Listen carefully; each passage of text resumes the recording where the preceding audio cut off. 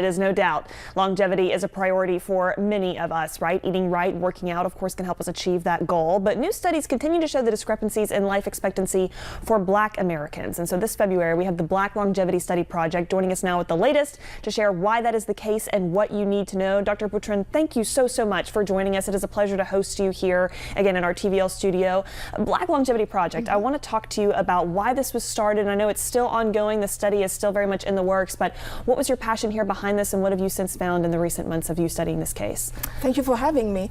Well, what started the study is that we noted that, in spite of the national data where health disparities are expected for longevity, especially in Alabama, which is the fourth worst state when it comes to longevity. We realized that we have a cluster of residents here that actually exceed that life expectancy, and now they belong to the longevity group.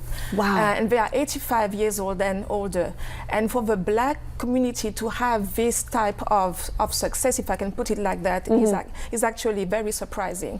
So looking at the disparities that we are trying to address, we have set our goal to actually go around Huntsville and interview those residents that actually belong to the longevity group, trying to find answer and identify the factors that contribute to their longevity. Wonderful. And again, we know the study is still very much ongoing, but curious in your research so far, again, this age group that has reached this lifelong longevity, 85 years you said, which is pretty remarkable. What have you found at this point? Again, nothing's definite, we want to stress, but what seems to be the trend for what factors are contributing to this? So what we have found so far, by any means this is still early observations, we have found that they are very positive mindset.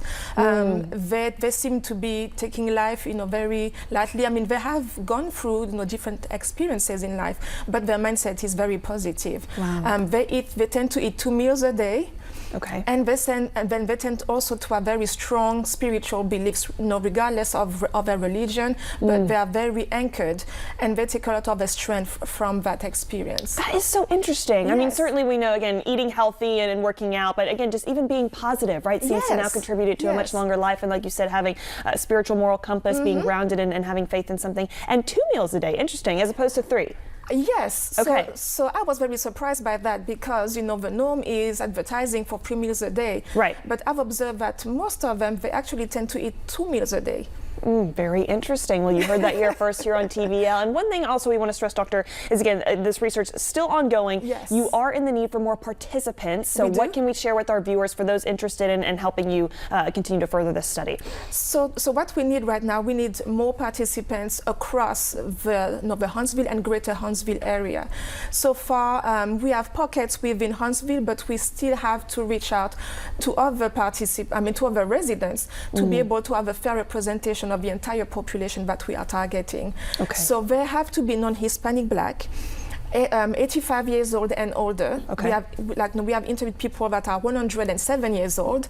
Wow. Yes, and they need to be residents for at least 3 years in Huntsville or the greater Huntsville area. Okay, so you see those information there on your screen. And with that, if people are watching now, they qualify. Is there an application process? What does that look like? Any kind of resources you can direct us to? Yes, so they can just call, the number, which is 256-326-5243.